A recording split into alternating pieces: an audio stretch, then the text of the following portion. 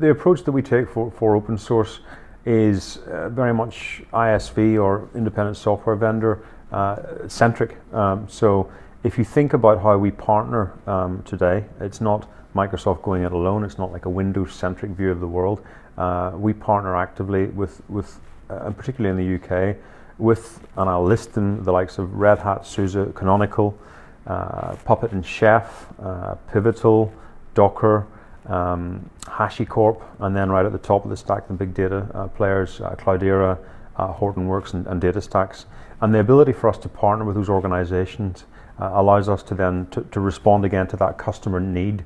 So, if obviously we've got the Windows Server angle covered, so if our customers want to use Windows Server and the software stack on top of that, that's our bread and butter. But moving to the Linux side, then partnering with those organizations allows us to have a much greater breadth and be able to respond and co-sell effectively. There are several projects that have been incredibly successful and have almost been adopted as the industry standard. So Hadoop is one of them, Kubernetes is another one.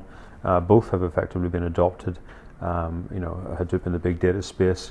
So one of our first-party products, HD Insight, is actually Hadoop-based. So if you go back to how we are integrating open source technologies into our own products, HD Insight is underneath the hood Hadoop, and that has become the industry standard. We also work closely with Cloudera and Hortonworks. But yeah, not just Hadoop, but the success of Kubernetes, but the success of Linux. So Linux was there first. And that was successful, in the shape of primarily Canonical, Red Hat, and SUSE.